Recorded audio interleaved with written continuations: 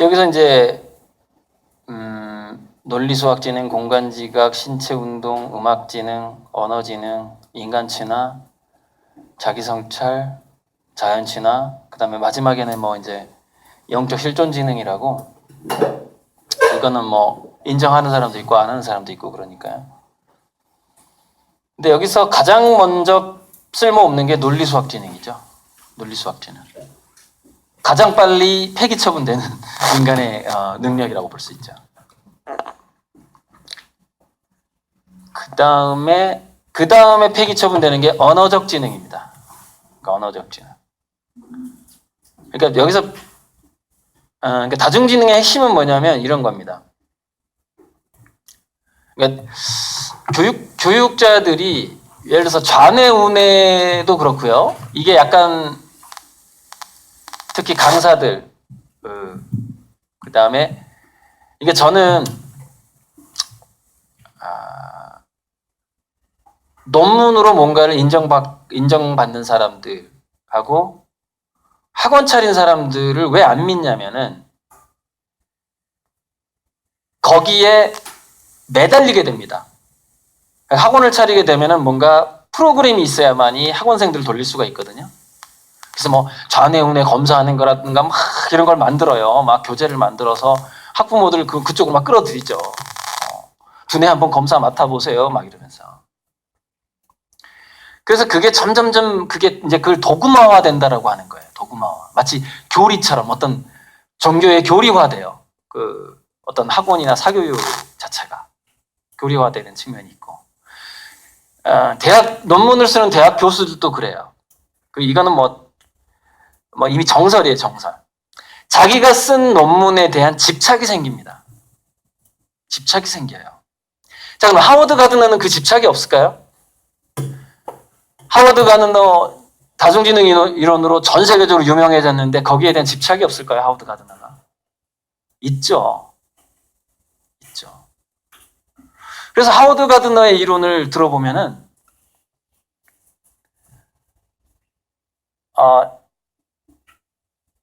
그러니까 이거 언어 이렇게 나눠 놓는다는 것 자체가 사실 우리 인간의 두뇌하고 안 맞거든요.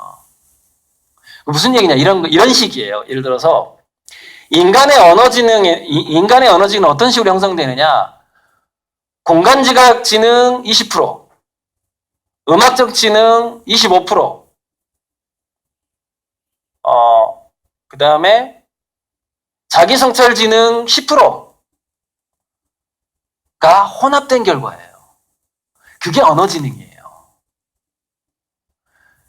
다 그런 식입니다. 즉 다중지능이라는 게 이렇게 분리가 되는 게 아니라 논리수학 지능이 발달하기 위해서는 공간지각 능력과 신체 운동 지능이 받쳐줘야만이 논리수학 지능이 제 기능을 하는 겁니다. 그래서 실제로 여기서는 분리되어 있는 게 하나도 없어요. 하나도 없다고요. 제가 좀 전에 하워드 가드너의 그 패러다임으로 얘기하다 보면 저까지도 모순에 빠지게 되는 거예요, 사실은. 나까지 당하는 거야. 그러니까 저까지 사기꾼 되는 거죠. 사기일 가능성이 높아요. 다중지능 이론도. 그런 게 아니고 이제 이런 식으로 바뀌는 거죠. 언어적 지능에서 우리가 인간의 언어가 다루는 여러 가지 것들이 있잖아요. 그러니까 예를 들어서 어떤 철학을 다루느냐, 과학적인 이론을 다루느냐. 우리가 최근에 뭐 인공지능하고 인간하고 그 번역 시합을 해서 인간이 이겼죠.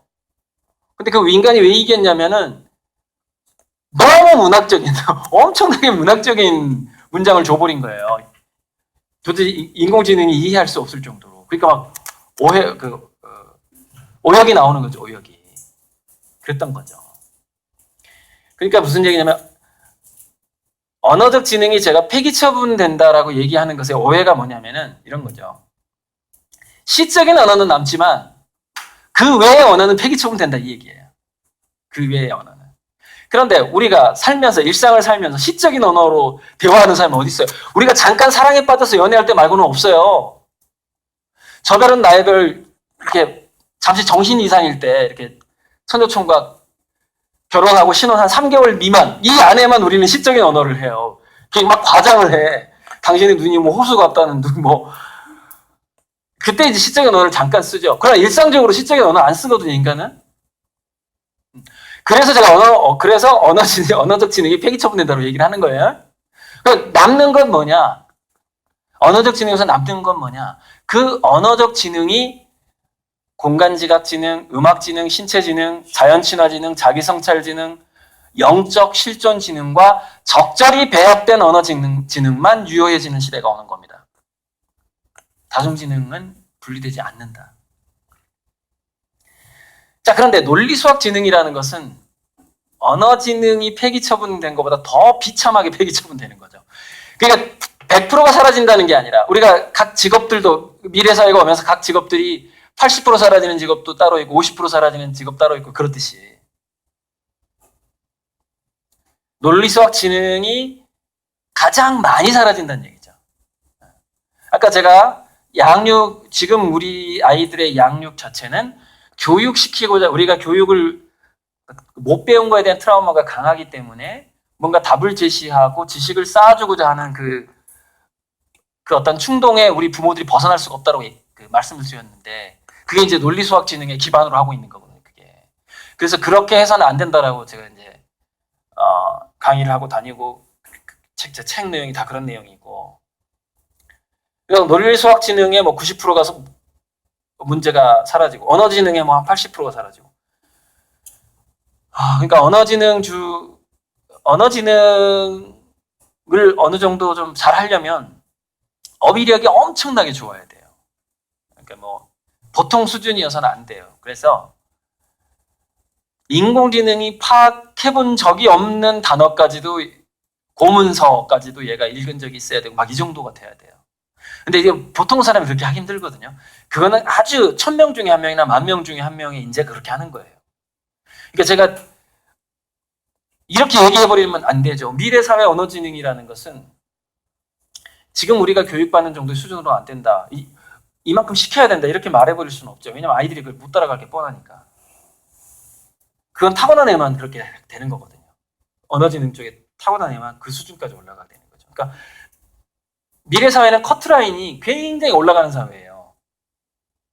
커트라인이.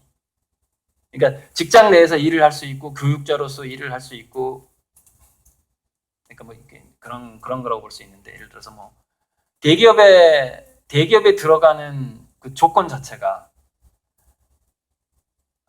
우리가 이제 그 수시 입학 제도가 들어오게 되면서 부유층 자녀들이 더 많이 들어가게 됐잖아요.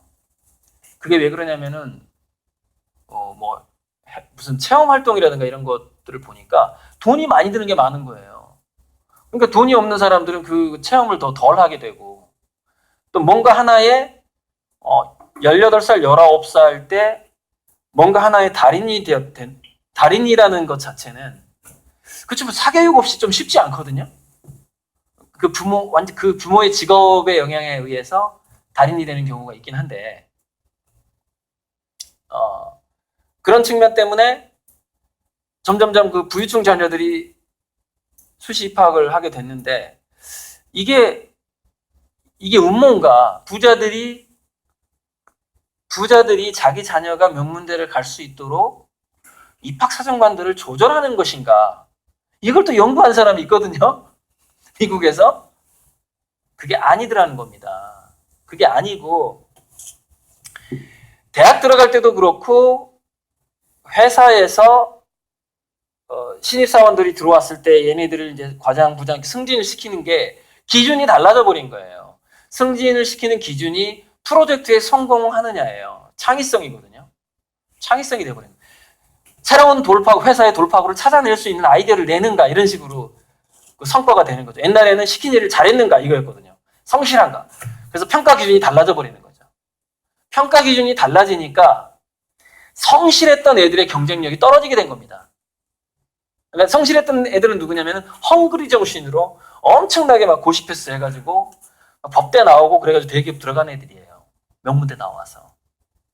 근데 얘네들의 경쟁력이 떨어지기 시작한 거예요. 그래서 얘네들이 회사에서 잘렸네. 근데 그중에서 회사에서 안 잘리는 애들이 있는 거예요.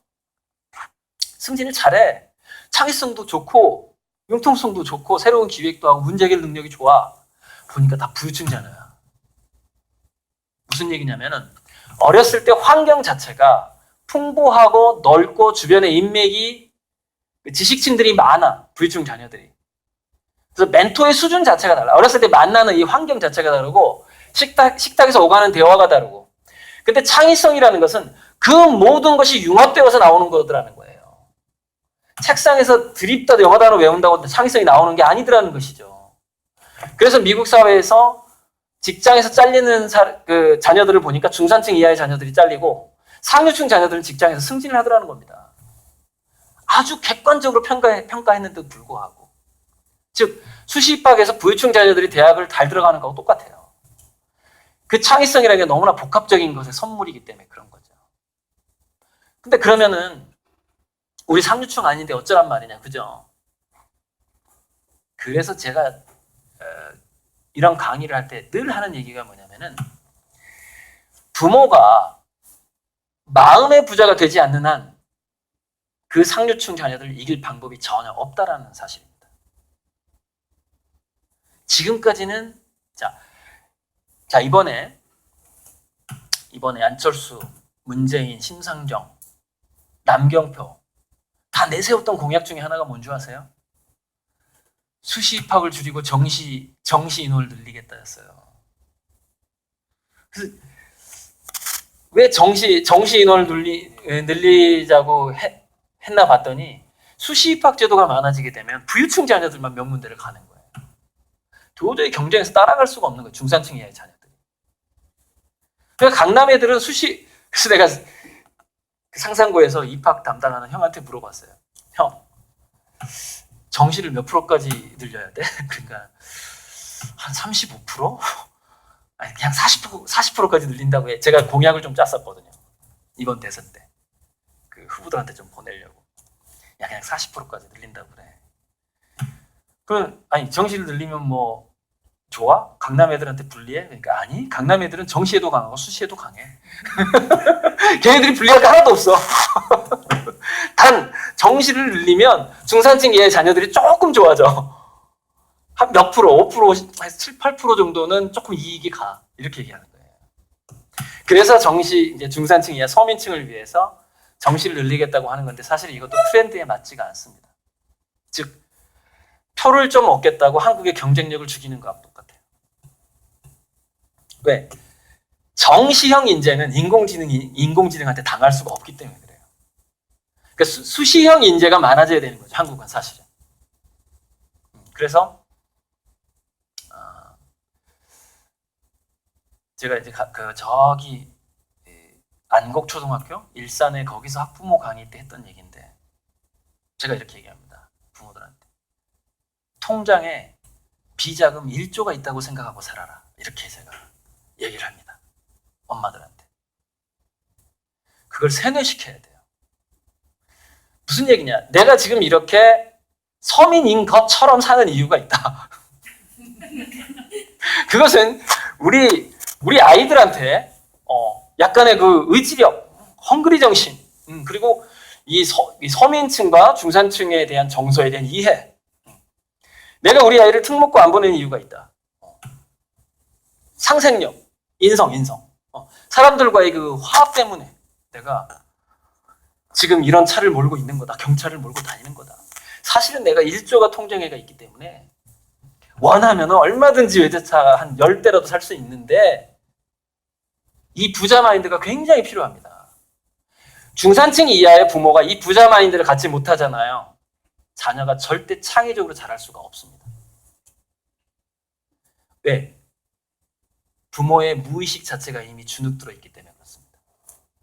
그런데 그게 15세 아까 내가 이 얘기를 잠깐 하다가 이 남자분 때문에 아마 못하고 넘어간 것 같아요. 그러니까 말을 돌려버려가지고 제가 존중을 해줬는데 일부에 못했던 얘기예요. 뭐냐면 아이들이 15세 이전의 아이들은 중뇌 변연계가 발달돼 있어요. 그리고 세타파 상태가 강하다 그랬죠. 특히 8살 이전에는. 그럼 15세 이전에 알파파가 강하거든요. 근데 세타파와 알파파의 특성이 있는데 두뇌가 그 상태일 때 특성이 뭐냐면 상대방의 속마음을 느끼는 그 어떤 경향성이 강하다라는 겁니다. 강해요.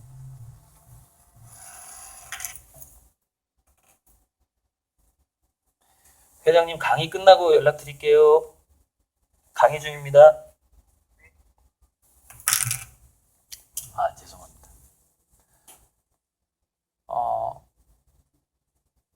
그래서 제가 통장에 1조가 있다라는 것을 100% 믿지 않게 되면 100% 그래서 나는 그 미래를 위해서 지금 안 쓰고 있는 거예요. 지금 1조. 이렇게 자기가 100% 믿지 않으면 부자 마인드가 될 수가 없는 거예요. 그러니까 무의식에서부터의 뭐가 나오질 않느냐면은 궁핍한 표정이 사라지질 않는 겁니다.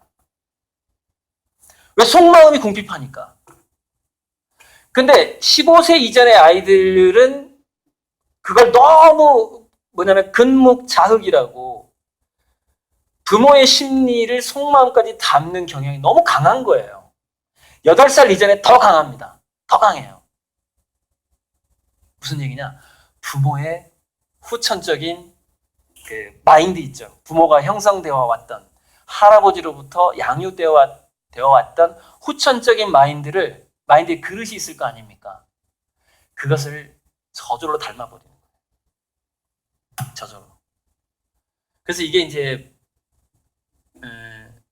부모가 그래서 이게 김진명 작가 강의를 가끔 들어보세요. 그 유튜브에서. 김진명 작가가 이제 우리나라 재벌들 까면서 하는 강의가 있거든요. 그래서 굉장히 그 자기 가슴 속에 굉장히 무한한 어떤 가치와 그릇을 만들어야 된다 이 얘기를 해요. 김진명 작가가.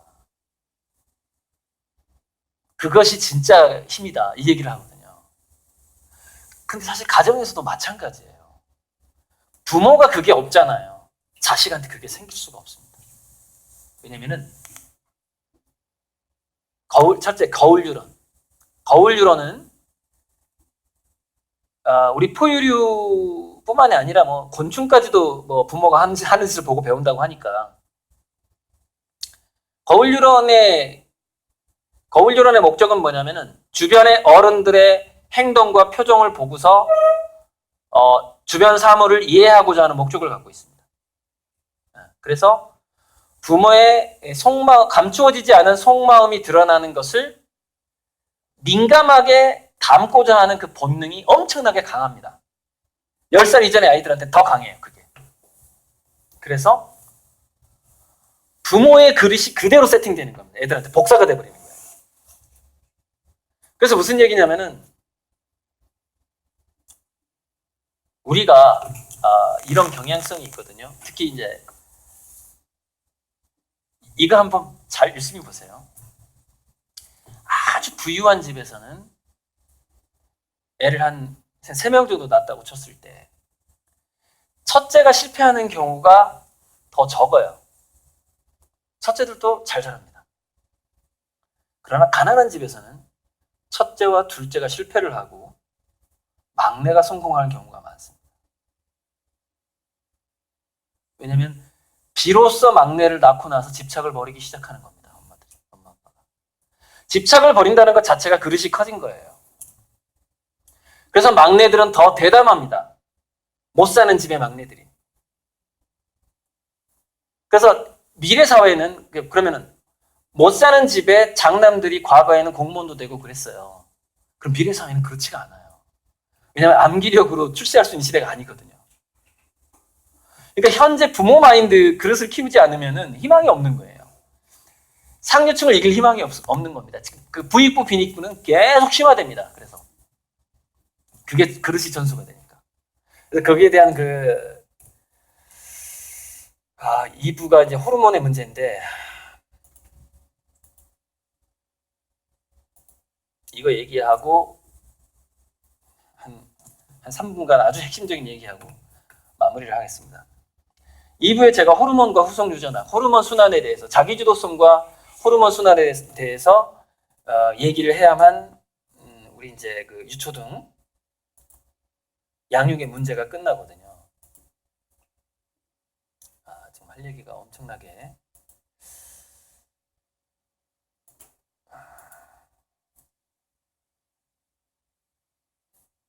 갈등이 좀 생기는데요.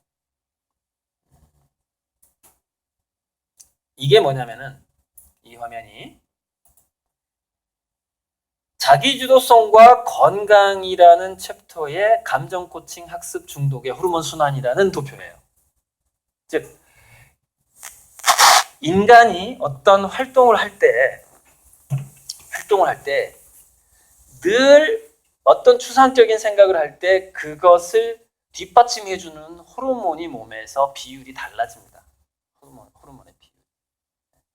근데 문제는 뭐냐면은 그 호르몬의 비율이 그 아이의 창의성과 인성에 지대한 영향을 미치게 되는 것이죠. 지대한 영향을 미치게 돼요. 그래서 뭐 이 순환 자체가 선순환하기도 하고 악순환하기도 하는데 악순환으로 빠지게 되는 열쇠가 아이가 좌절감을 맛봤을 때 부모의 태도예요. 그게 열쇠예요. 그게 갈림길입니다. 그래서 감정 코칭이 중요하다고 한 거예요. 거기서 감정 코칭이 안 되면 악순환으로 가버려요.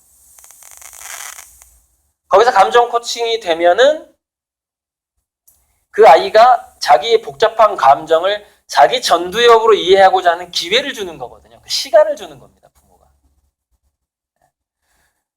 그러니까 어설픈 부모랑 사느니 부모가 없는 게 훨씬 나아요. 왜냐면은 아이들은 혼자 있을 때 스스로 감정 코칭을 할 수 있는 능력이 있습니다. 혼자 울다가 깨닫게 돼요.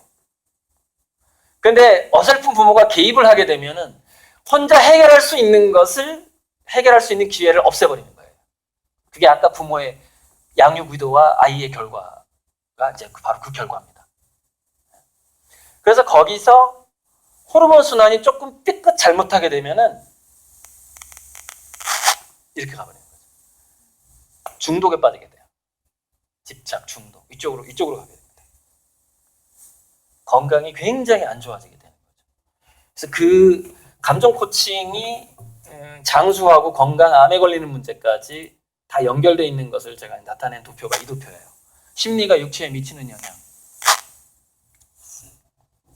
그러니까 이걸 예전에 동양의학에서는, 한의학에서는 혈정기신 또는 혈정기신, 신기정혈이라고 불렀어요. 한의학에서는. 그러니까 마음이나 정신이 기로 바뀌게 되고 기가 정으로 바뀌게 되고 정이 혈로 바뀐다라고 표현을 했던 겁니다. 근데 그게 정말로 그런다라는 것이 현대 과학으로 후속 유전학이라는 것으로 밝혀지고 있는 거죠. 저기 제가 신기정혈하고 후속 유전학을 연결시켜놨죠. 그죠? 제가 일부 강의 서두에 감정의 분자라는 얘기를 했습니다. 감정이 물질화된다, 몸속에서. 그게 신기정혈의 원리고 우리 DNA하고 DNA나 성격이 후천적으로 바뀌는 원리고, 그래서 DNA와 양육이 1대3, 25% 대 75%가 나오는 겁니다. 자, 마지막으로 여기 나오겠다. 결정타를 한 방 날리고 이제 아버님은 중간에 가셨고, 이런 게 있어요. 이게 이런 게 있습니다. 아무튼 강의할 때 남자들끼리 묘한 심리라는 게 있어요. 그게 생겨요. 그 본능인데 지금 아까 좀 약간 그걸 제가 약간 느꼈거든요. 야, 이게 정말 제가 뇌과학 책을 읽다가 이걸 보고서 너무너무 놀랐어요. 그러니까 이게 뭐냐면은 엄마들이 다 엄마들이니까 임신을 했을 때 일종의 외부에서 이제 그 정자가 들어와서 수정란이 형성이 되는데 이게 약간 이물질이 들어오는 거랑 비슷하거든요. 그래서 최초의 그 일종의 바이러스 감염이랑도 약간 비슷한 경향이 있어요. 임신이라는 게. 그래서 뭐냐면은 마치 그 기생충이나 바이러스가 그 숙주를 변조시키거든요. 변화시키거든요. 자기 자신을 위해서. 그래서 태아가 수정란이 자기 자신을 위해서 엄마의 몸을 변화시킵니다. 어떻게 변화시키냐면은 자기 자신이 빠른 속도로 세포 분열을 해야 되기 때문에 엄마의 몸조차 그 물질에 영향을 받게 돼요. 그래서 엄마의 뼈세포, 모든 세포가 느슨해지게 됩니다. 임신을 하게 되면. 그래서 얼굴도 푸석푸석하고 피부 관리가 안 되는 거예요. 세포 자체가 벌어지니까 임신하면. 얼굴 엉망되잖아요. 임신하면. 막 붓고. 그런데 그때 혈관 세포까지가 벌어지는 겁니다. 뇌혈관 세포가 벌어지는 거예요. 깜짝 놀랐어요. 저게 뇌혈관 세포인데. 혈관 세포라는 게 수제비처럼 이렇게 연결돼 있거든요. 넓적한 수제비처럼. 그 세포 핵이 있고. 근데 뇌혈관은 특수하게 제작이 되어 있는 겁니다. 일반 세포는 이렇게 연결이 돼 있고요. 그래서 틈이 좀 넓어요. 우리 체세포 모세혈관은. 그래서 주사를 놓게 되면 체세포 모세혈관 속으로 삼투압 내지는 여러 가지 작용에 의해서 다 침투를 하게 됩니다. 몸속으로. 그래서 엉덩이에다가 주사 놓고 문지르면 땡이에요. 다 혈관으로 흡수되는 거예요. 모세혈관을 통해서. 그런데 두뇌 속의 모세혈관은 치밀 이음부가 있어가지고 이렇게 톱니바퀴처럼 이렇게 묶여 있습니다. 훨씬 치밀하게 혈관이 묶여 있어요. 그래서 이거 왜 그런가 봤더니 뉴런 세포를 보호하기 위해서 이게 이렇게 되어 있는 거예요. 그래서 우리가 독성 물질을 먹더라도 간이라든가 다른 장기는 오염되지만 두뇌는 오염되지 않도록 한 겁니다. 그래서 인간은 최우선적으로 보호하는 게 두뇌, 브레인이에요. 뉴런 세포예요. 그만큼 두뇌를 보호하고 있거든요. 두뇌가 자기 자신을 알고 있는 거예요. 우리 정체성의 핵심이잖아요, 두뇌가. 그런데 임신 때 태아의 그 호르몬이나 효소라든가 여러 가지 물질들이 엄마의 뇌세포를 이 치밀 이음부를 이렇게 벌어지게 합니다. 그런데 재밌게도 뱃속에서 이제 막 애가 세포 분열을 하는 거예요. 근데 피부 세포가 변해서 뇌세포가 되거든요. 근데 그게 세포 분열을 할 때 이 느슨할수록 세포 분열이 잘 되잖아요. 그러니까 세포 자체를 연결시켜주는 전자기력이 약해집니다. 딱 묶어주는 힘이 약해져요. 그래서 아이들의 세포가 분열을 할 때 자꾸 떨어져 나오는 거예요. 그러니까 그대로 모든 세포가 분열해서 아이가 되는 게 아니라 중간중간에 세포들이 떨어져 나오는 겁니다. 이 결집력이 약하다 보니까. 결집력이 약해 분열이 또 잘 되니까. 그죠? 빨리 자라니까. 그죠? 느슨해요. 그래서 태아의 거의 모든 세포가 엄마의 혈관을 타고 온몸을 돌게 됩니다. 그 중에서 뉴런 세포의 종류가 한 13가지 정도 된다고 하거든요. 그 태아의 뉴런 세포가 얼마나 작겠어요. 뉴런 세포가 엄마의 브레인을 통과하는 거예요. 그래서 자기가 임신했던 모든 자녀의 뉴런 세포가 엄마 머릿속에 스파이처럼 들어가 있습니다. 몇 개가 들어가 있는지 알 수가 없어요. 그 세포 거기까지는 제가 문서로 확인을 못했어요. 근데 굉장히 상당량이 들어갈 것 같아요. 아주 상당량. 몇백 개에서 수천 개 정도. 아이의 뉴런 세포가 엄마 머릿속에 들어가게 됩니다. 그런데 이 뉴런 세포는 혈액이 아니기 때문에 혈액형과 상관없이 생존이 가능합니다. 포도당 뭐 이런 걸 먹고 살거든요. 무슨 얘기냐면 여러분의 머릿속에는 여러분 자녀의 뉴런 세포가 스파이처럼 숨어 들어가 있어요. 살고 있어요. 그리고 동일한 DNA는 동일한 공명을 할 가능성이 많습니다. 이거는 지금은 약간 신비의학이지만 앞으로는 저는 밝혀질 거라고 보고 있거든요. 지금 인간이 측정할 수 있는 주파수가 많지 않습니다. 지금 현재 과학기술로. 혹자는 이렇게 얘기합니다. 1%밖에 안 된다. 그러니까 지구상에 이 우주와 지구상에 있는 우리가 앞으로 과학적으로 발견해야 될 것들이 99%나 남아있다는 겁니다. 우리가 발견한 게 1%밖에 안 된다는 거예요. 이게 빅데이터 연구가들이 하는 얘기예요. 우리가 모르는 주파수로 여러분의 두뇌와 자녀의 두뇌는 긴밀하게 연결이 돼 있어요. 아빠하고는 달라요. 아빠의 두뇌 속에는 자녀의 뉴런 세포가 없어요. 있을 수가 없죠. 정자만 주고 떠났으니까. 그래서 무슨 얘기냐면은 자녀의 인생에 있어서 그러니까 제가 그걸 봤거든요. 성공한 사람들이 나 엄마 때문에 성공했어요 하는 비율하고 나 아버지 때문에 성공했어라는 비율이 몇 대 몇이게요? 제가 다 조사해봤어요. 1대 9가 나옵니다. 열의 9은 엄마 때문에 성공했다고 얘기해요. 엄마 때문에 오늘 내가 이 자리가 있다 라고 얘기를 합니다. 근데 딱 10% 정도만 나는 아버지 때문에 오늘 이 자리가 있다 이렇게 얘기하는데 그 10% 중에 또 많은 비율이 누구냐? 딸이에요. 딸이 아빠한테 영향을 많이 받아요. 근데 그걸 또 조사해 보니까 어렸을 때 아빠랑 많이 논 딸이 공간지각 능력이 좋아지고 사회적인 대인관계 지능이 좋아지더라는 거예요. 그러니까 딸은 성공하면 아빠의 역할이 큰 거죠. 아빠랑 많이 놀아야지 더 사회적으로 성공하더라는 겁니다. 이것도 이제 또 통계적으로 나오는 거예요. 그러면은 그 상당히 후천적인 그 이야기인 거죠. 그러니까 왜 그러면 열의 9은 그래 좋아요. 또 그 사회적으로 성공한 사람들이 엄마가 어떻게 사는가를 봤어요. 또 제가 뭐 자기계발서라든가 뭐 이렇게 위인들을 보면은 그 엄마들 우리나라에서 가장 유명한 그 모자관이 신사임당과 이유곡이잖아요. 여러분 신사임당 그 얼마 전에 드라마 나왔었지만 시간 넘었네. 이 얘기 마무리할게요. 그게 뭐냐면은 신사임당의 두뇌는요 예술가의 두뇌예요. 엄마의 두뇌가 아닙니다. 그러니까 사회적으로 장기적으로 별 탈 없이 무난하게 승승장구하는 자녀를 둔 엄마의 특성이 뭔지 아세요? 자기 일과 자기 삶과 자기 취미와 자기 예술과 자기 학문에 있다는 공통점을 가지고 있습니다. 프로인 거예요. 즉 엄마의 두뇌가 프로가 되지 않고 그러니까 여기서 프로라는 게 좀 다시 또 이제 그 구시대적인 발상인데 뭔가 프로이거나 또는 진짜 아마추어이거나 둘 중에 하나여야 돼. 아마추어의 뜻이 뭐냐면 사랑한다는 뜻이거든요. 그 취미가 그러니까 사회적으로 돈 버는 일은 아니지만 사랑하는 일이나 대상이 있어야 되는 것이죠.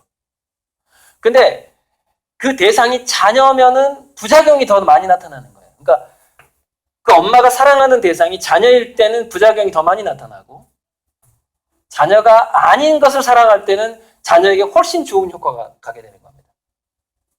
그래서 맞벌이 부부, 엄마가 일이 있는 집의 자녀가 훨씬 더 잘 됩니다.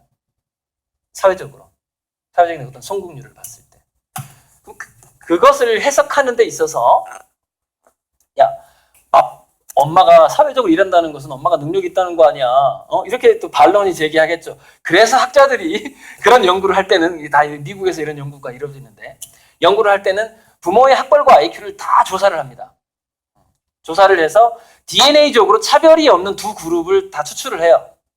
추출을 해서 한 그룹은 엄마가 주부야.